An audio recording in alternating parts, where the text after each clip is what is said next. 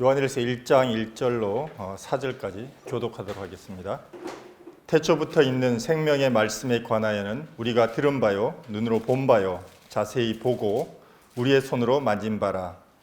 이 생명이 나타내신 바 된지라. 이 영원한 생명을 우리가 보았고 증언하여 너희에게 전하노니 이는 아버지와 함께 계시다가 우리에게 나타내신 바 된 이시니라. 우리가 보고 들은 바를 너희에게도 전함은 너희로 우리와 사귐이 있게 하려 함이니 우리의 사귐은 아버지와 그의 아들 예수 그리스도와 더불어 누림이라. 우리가 이것을 쓰면 우리의 기쁨이 충만하게 하려 함이라. 아멘. 이 서신서는 요한이 반모 섬으로 유배되기 직전에 쓴 편지로 알려져 있습니다. 우리 아시는 대로 요한의 어머니는 살로메입니다. 마리아와 자매지간이죠. 그러니까 예수님과 외사촌 지간입니다. 어렸을 때부터 태어나서 쭉 예수님을 형으로, 동네 형으로 보고 친척 형으로 보고 자라났던 사람입니다.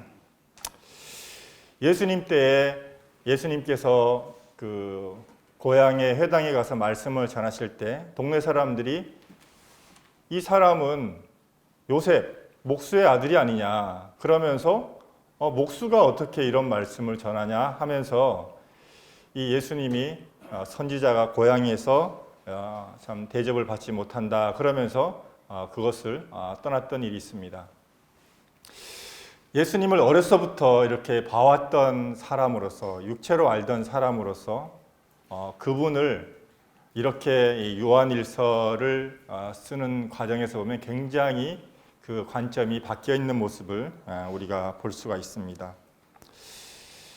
1장 1절에 보니까 태초부터 있는 생명의 말씀에 관하여는 이렇게 되어 있습니다. 요한복음 1장 1절에도 태초에 말씀이 계시니라. 이 말씀이 하나님과 함께 계셨으니 이 말씀은 곧 하나님이시라 이렇게 소개하고 있습니다. 그의 서신서에서 동일하게 예수 그리스도를 태초부터 있는 생명의 말씀이다 이렇게 소개를 하고 있습니다. 사람이 우리가 첫 번째 태어나면 우리 또 여기 모태 신앙을 가지고 계신 분도 많지만 예수님을 우리가 들어서 알고 또 이 요한처럼 예수님을 이렇게 자연적으로 태생적으로 아는 첫 번째 태어나서 아는 삶이 있습니다. 그런데 우리가 이 요한을 보게 되면 두 번째 그가 하늘로부터 남을 통해서 이제 예수 그리스도를 하나님으로 보는 태초부터 계셨던 태초 전부터 계셨던 창조의 말씀이 바로 이 예수 그리스도라는 사실을 알게 되는 이러한 장면이 1장 1절에서 우리가 그의 증거를 통해서 알 수가 있습니다.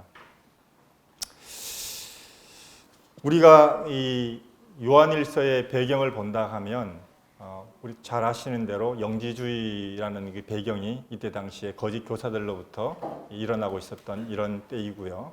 시기적으로 보면 이제 베드로와 요한 이런 사도들이 늙은 사도들이 주님께로 거의 돌아가는 마지막 남은 분들이 돌아가는 그래서 1세대의 믿음의 사람들 예수님의 사도들이 이제 다 주님께로 돌아가고 이제 다음 바톤을 이어받는 다음 세대 사람들이 교회를 이루고 그분들에 의해서 복음이 전해지고 교회를 이루는 이런 시점에 있는 교회의 형태이기 때문에 참 오늘날과 유사한 그런 모습을 가지고 있습니다. 특별히 이 영지주의라는 것은 뭐 다양하게 다양한 뒤에 나중에 이제 분파들로 갈라지지만 첫 번째는 뭐냐면 이 영지라는 그노시스라고 하는 것이 지식이라는 의미입니다. 그래서 특별한 지식을 갖는 것이 그들이 구원받는 것이다라고 해서 특별한 지식을 추구하는 하나의 그 사상과 두 번째는 그 영과 육을 분리해서 영은 선한 것이고 육은 악한 것이라고 그래서 영적으로 구원받으면 되지 우리가 육체적인 삶에서는 뭐 그냥 대충 살아도 문제가 없어라고 하는 이러한 두 가지 사상이 이 1세대의 믿음의 선진자들이 떠난 이 교회들 가운데서 나타나고 있는 비슷하죠. 오늘날과 비슷하죠. 어떤 복음의 지식을 깨달은 걸 가지고 구원받았다라고 얘기하고 내가 구원받았기 때문에 막 살아도 괜찮아. 과거, 현재, 미래의 죄를 다 용서받았기 때문에 내가 대충 받아 그래도 천국 티켓은 받았으니까 뭐 천국 가지 않을까? 이런 어떤 막연한 안심을 주는 이 복음들이 오늘날도 많지 않습니까? 이 시대도 마찬가지로 비슷한 그런 형태의 거짓 가르침들이 있었기 때문에 이 사도 요한이 이제 이렇게 요한일서를 시작을 하고 있는 것입니다. 첫 번째 잘못은 뭐냐면 이 영주의 첫 번째 잘못은 하나님과 관계를 맺지 않아도 구원받는다고 하는 잘못이에요. 두 번째 잘못은 뭐냐면 내가 구원받았기 때문에 내가 하나님 앞에서 내 삶을 드리지 않아도 문제가 없다고 하는 이 잘못된 가르침들이 이들 속에서 일어나고 있었던 것입니다. 이 요한은 그 예수님을 태어나면서부터 내가 알게 된 분 이렇게 소개하지 않아요. 내가 태어날 때 예수님이 동네에 계셨어. 이렇게 소개하지 않고 태초부터 있는 생명의 말씀이라고 이렇게 소개를 하고 있습니다. 여기 말씀에 보면 이 주어를 1장에서도 보면 우리란 말이 계속 나와요. 우리가 들은 바요. 우리가 눈으로 본 바요. 우리의 손으로 만진 바라. 이렇게 나와 있습니다. 지금 현재 우리가 지금 누리고 있는 시간들을 보면 시간은 어디서 왔죠? 어디서부터?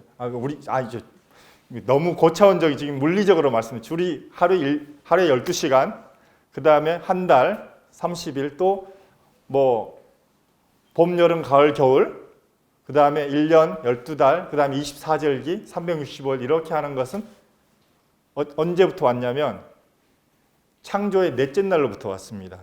그렇죠? 하나님이 태양을 창조하시고 달을 만드신 그때부터 왔어요. 그래서 태양을 중심으로 태양이 한 바퀴 돌면 1년, 달이 또 각자에 있는 위치를 따라서 이게 24절기를 나눠서 사시로 이렇게 나누잖아요. 그렇죠? 사계절로. 그래서 우리가 일반적으로 하는 이 타임 시간 그 계산은 넷째 날 창조로부터 왔습니다. 그런데 요한이 우리를 어디로 데려오냐면 태초 전부터라고 이렇게 말씀해서 우리를 인도하고 있어요. 우리의 시간은 넷째 날부터 비롯된 것이 아니고 창조 전부터 있는 생명의 말씀에서부터 왔다라고 말씀하는 거예요. 우리 피아노 그 연습할 때 보니까 메트로놈 아시죠? 똑딱 똑딱 하면서 박자를 정해놓고 계속 연습하면서 그 박자에 맞춰서 연주하는 것들을 연습을 하더라고요.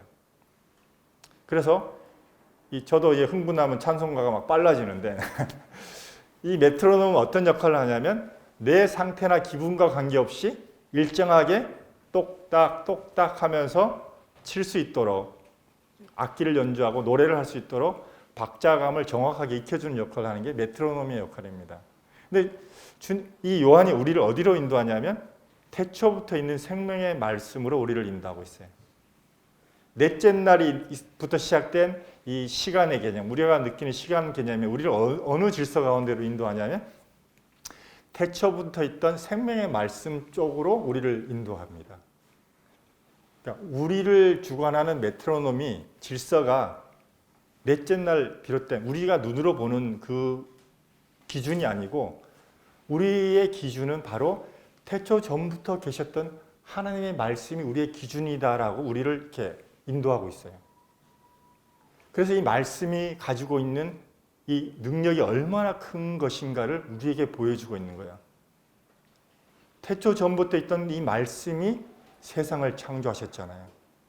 태초에 빛이 있으라라고 하신 말씀에 근거해서 사실 넷째 날에 빛이 생겼어요. 그래서 넷째 날 태양과 해와 달과 별들은 광명체라고 하는 발광체지 빛의 근원은 아닌 거예요. 그래서 가장 처음으로 창조하신 이 말씀으로 창조하신 이것이 바로 메트로놈과 같이 세상을 움직이고 지금도 주관하고 계신 그 주체가 된다는 사실을 가장 첫 시작에서 편지의 시작에서 이렇게 말씀하고 있는 것입니다. 태초부터 있는 생명의 말씀이다. 이렇게 말씀하고 있는 것이에요. 그래서 지금 여러분들이 보고 있는 이 가시적인 세계는 이 질서는 바로 태초부터 계신 하나님의 말씀으로부터 비롯됐기 때문에 여러분들이 눈으로 보는 것에 여러분들의 관심을 두지 않고 그 너머에 계신 그 질서의 기준이 되시는 하나님, 그 말씀에 주목하라고 이 편지의 시작을 하고 있는 것입니다. 그래서 요한 1서, 2서, 3서와 또 베드로 전서를 보면은 베드로 사도도 동일하게 이런 자기의 베드로 사도도 사실 베드로 후서를 기록하는 그 연대를 보니까 그 다음에 베드로가 순교당하는 것을 내다보고 마지막으로 쓴 편지가 베드로 후서라고 그러더라고요. 이 노사도가 동일하게 믿음의 후배들에게 하는 말씀이 있습니다. 베드로 후서 1장 16절로 18절. 우리가 우리 주 예수 그리스도의 권능과 오심을 너희에게 알려줄 때에 우리는 교회의 공연의 이야기를 따르지 아니하였고 오히려 우리는 그분의 유행을 눈으로 본 자들이었노라. 뛰어난 영광으로부터 이러한 음성이 그분께 나서 이르기를 이 사람은 내 사랑하는 이라 내가 그를 매우 기뻐하노라 하실 때에 그분께서 하나님 아버지로부터 기와 영광을 존귀와 영광을 받으셨느니라. 하늘로부터 나온 이 음성은 우리가 그분과 함께 거룩한 산에 있을 때에 들은 것입니다. 네. 이 말씀은 예수님께서 베드로와 야고보와 요한을 데리고 변화산에 올라가셔가지고 그들에게 예수님이 하나님 되심을 보여준 내용입니다. 이 베드로 사도가 마지막으로 그의 유언과 같이 남긴 말이 내가 이것을 친히 봤다. 그리고 하나님께서 우리에게 이렇게 말씀하셨다 하면서 이것을 동일하게 기록을 하고 있습니다. 요한은 태초부터 있는 생명의 말씀에 관해서는 우리가 들은 바요, 눈으로 본 바요, 자세히 보고 우리 손으로 만진 바라. 증거는 2명 이상의 증인이 있어야지만 증거가 됩니다. 그래서 특별히 1절에서 우리라는 말씀을 하고 있습니다. 하나님께서 3명의 증인을 데리고 예수님께서 이 변화산에서 예수 그리스도가 하나님인 것을 보였습니다.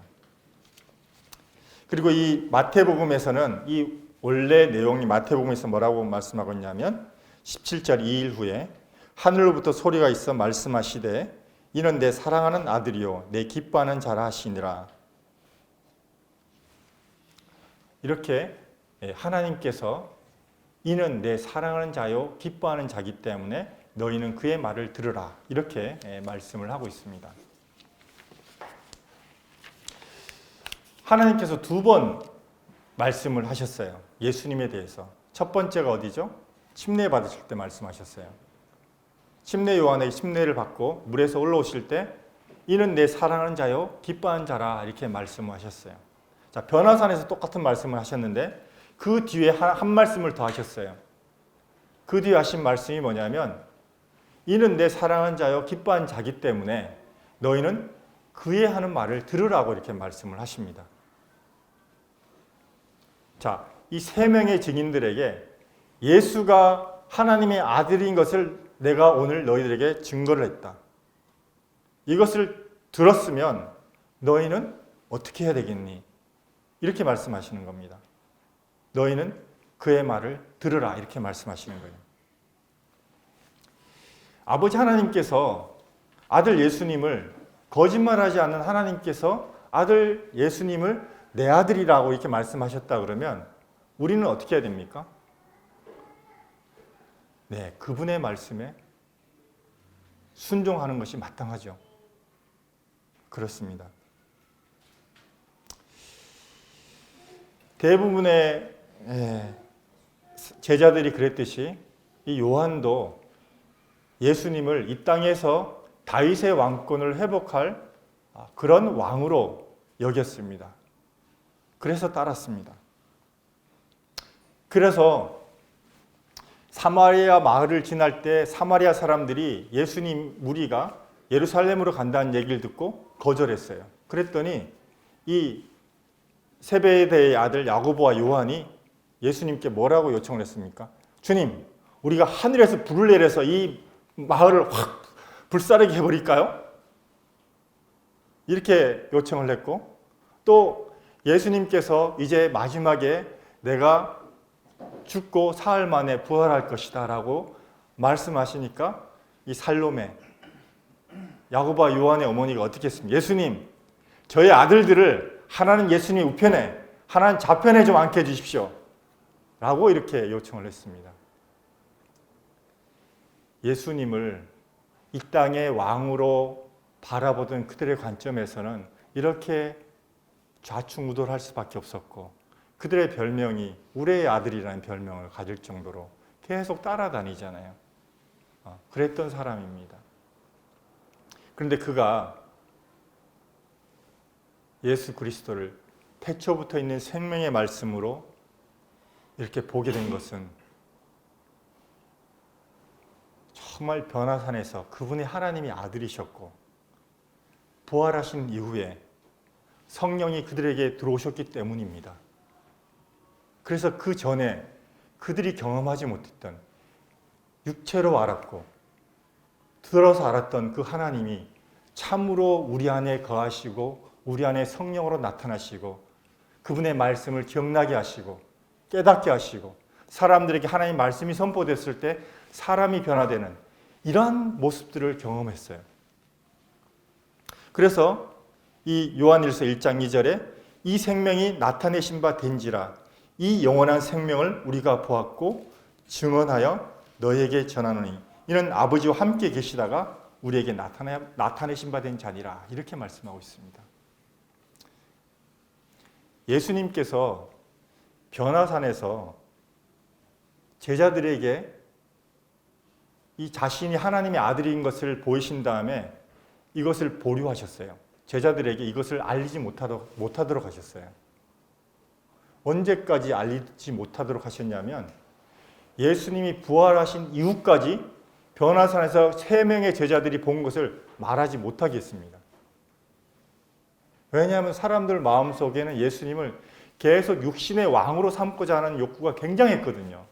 그래서 오병이어를 통해서 예수님께서 사람들에게 이 먹이고 12광주에 남았을 때 사람들이 예수님을 왕으로 삼기 위해서 예수님을 쫓아왔어요. 밤중에 무리를 걸어오셨는데 예수님이 없는 걸 보고 배를 동원하고 사방을 뒤져가지고 예수님이 어딘지 찾아서 예수님께로 몰려왔어요. 이만큼 사람들은 예수님을 정말 그들의 육신의 필요를 채워줄 왕으로 생각하고 쫓아왔습니다. 그래서 예수님은 이 3명의 제자들에게 부활하시기 전까지 이 변화산에서 있었던 일을 함구하도록 말씀하셨어요. 그러나 이제는 그들이 증언할 수가 있습니다. 예수님께서 부활하셨고 성령께서 그들 안에 들어오셨기 때문에 그들이 분명히 보고 들은 바를 증언할 수가 있게 된 것입니다. C.H. 맥킨토시 형제님이 책에서 우리가 그리스도와 연합하기 전에 그리스도께서 우리와 먼저 연합하신 일이 있었다라고 말씀하시더라고요. 우리가 죄인 되었을 때 예수님께서 먼저 죄인이 되셨습니다. 우리가 예수님에 대해서 아무런 반응도 일으키지 않고 감사하지도 않고 그분을 찾지도 않았는데 그분이 먼저 죄인이 되셨습니다. 의인이신 분께서 그분이 이렇게 연합하셨습니다. 그래서 이 연합되신 분께서 십자가에서 죄인들과 함께 십자가에서 돌아가신 것입니다. 그러므로 우리가 부활하신 주님과 연합할 수 있게 된 것입니다. 내가 연합하고 싶어서 하고 한 게 아니라 그분이 먼저 죄인된 저와 연합해 주셨기 때문에 이제 부활하시고 의롭게 되신 그분과 내가 연합할 수가 있는 것입니다. 그러므로 내가 주님은 나의 하나님이시고 태초부터 있었던 생명의 말씀이라고 증언할 수가 있게 된 것입니다. 여기 1장 3절에 우리가 보고 들은 바를 너에게 전함은 너희로 우리와 사귐이 있게 하려 함이라. 예, 사귄다는 말씀의 뜻은 코이노니아, 교제입니다. 그가 3년 반 동안 예수님의 공생의 기간 동안 예수님이 그들과 함께 하시면서 그가 계속적으로 알게 된 것은 이분은 내가 알고 있었던 사촌 형이 아니라 하나님이 보내신 하나님의 아들이시구나를 계속적으로 알게 해주셨습니다. 그래서 내 생각에는 확 그냥 저 마을을 불사질러야 되는데 왜 하나님의 아들이 그렇게 하지 않으실까? 왜 하나님의 아들이 이 불쌍한 여인을 외면하지 않으시고 다 받으실까? 왜 문둥병자 걸린 사람을 만지면 부정케 되는데 왜 이 사람에게 손을 대서 오히려 예수님이 부정케 되는 것이 아니라 이 사람을 낫게 하셨을까? 이러면서 제자들에게 계속 알게 하신 것이 뭐냐면 하나님의 아들이 이 땅에 오셔서 어떻게 사셨는가를 그들 죄인들과 같이 연합되셔서 계속적으로 그걸 보여주셨습니다. 목적은 단 한 가지입니다. 제자들에게 하나님의 증인으로서 사는 것이, 하나님의 이름을 가진 사람으로서 사는 것이 어떤 것인가를 제자들에게 보여주신 것입니다. 예수님 이렇게 제자들과 사귐을 가지셨습니다. 베드로 후서 1장 3절에 그의 신기한 능력으로 생명과 경건에 속한 모든 것을 우리에게 주셨으니 이는 자기의 영광과 덕으로서 우리를 부르신 이를 알므로 말미암음이라. 여기 우리를 부르신 이를 말미암아, 이를 알므로 말미암았다 이렇게 말씀하고 있는 것은 뭐냐면 안다는 것은 에피그노시스, 지식 위에 있다. 에피가 위지 않습니까? 지식 위에 있다는 뜻입니다. 내가 공부해서 아는 것 이상 하나님과 전인격적인 관계를 누리는 것을 말하고 있습니다. 내가 복음의 지식 그것이 아니라 정말 예수님과 내가 한 몸이 돼서 연합이 되어서 그분은 나로 더불어 먹고 나는 그분으로 더불어 먹는 이 전인격적인 관계가 정말 우리 안에 일어나는 것이 바로 그리스도와 사귐을 갖는 것이라고 말하고 있는 것입니다. 이것이 교제입니다. 우리가 영원한 생명과 경건 이것을 받는 것이 이 예수 그리스도를 알므로 말미암는다고 했습니다.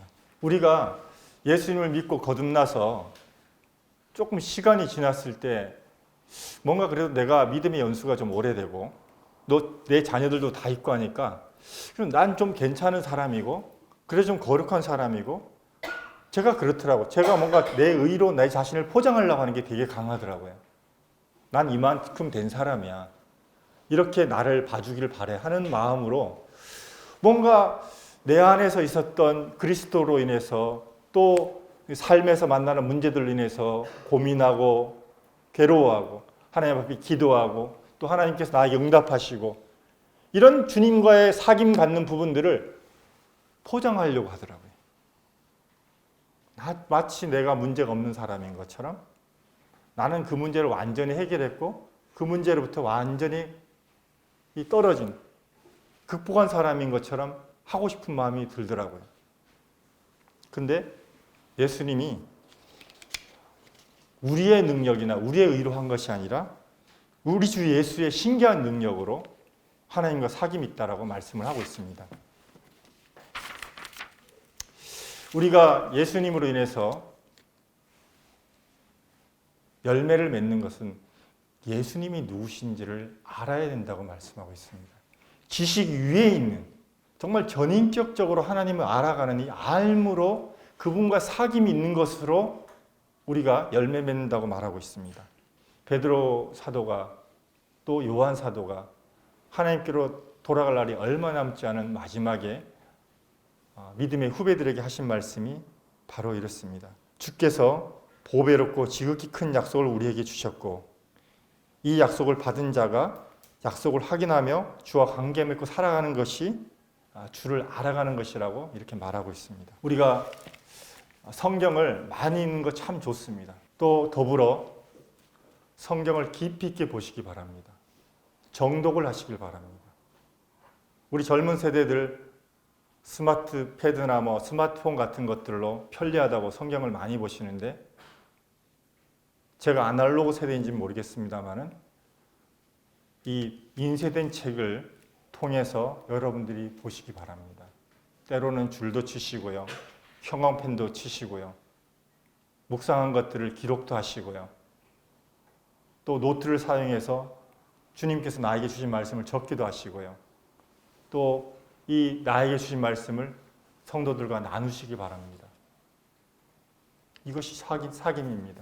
밖에 이제 개나리가 화들짝 이제 펴고 있는데 차 타고 막 지나가면서 보는 것도 아름답지만, 가까이 멈추고 서서 내려서 꽃 하나 살펴보고 어떻게 생겼나, 어떻게 꽃망울이 생겼나, 앞에 보고 뒤에 보고 또 보고, 그러면서 하나님 만드신 거 참 아름답다 이러잖아요.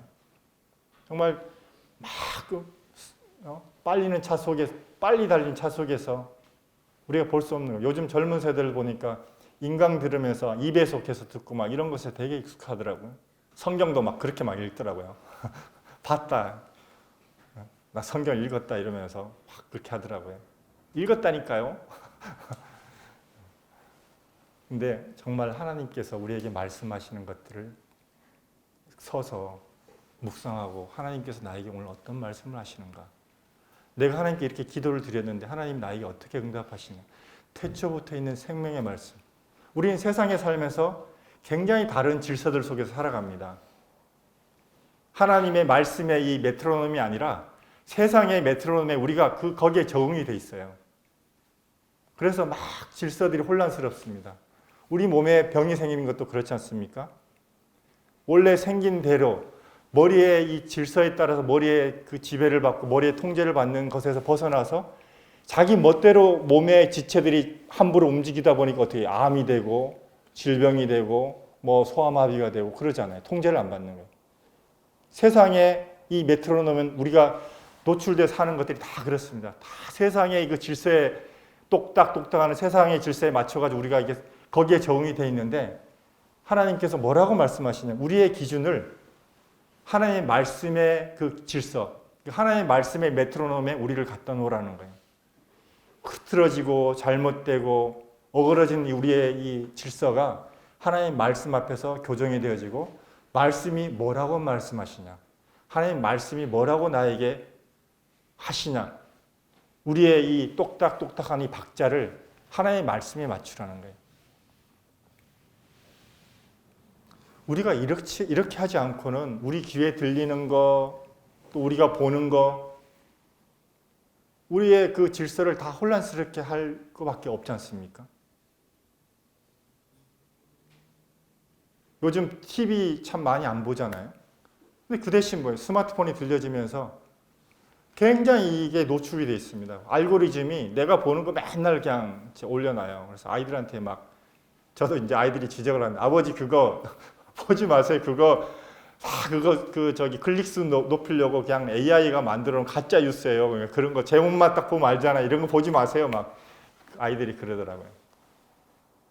우리가 세상의 질서, 세상의 가치에 굉장히 많이 노출되어 있습니다. 하나님의 말씀이 나에게 뭐라고 말씀하시냐. 하나님의 질서, 그 위에 내가 올려놓는 것은 말씀입니다. 태초부터 있는 생명의 말씀이 지금도 살아서 역사하시거든요. 2000년 전에 완성된 것이지만 지금도 여전히 살아서 나에게 말씀하시는 부분이에요.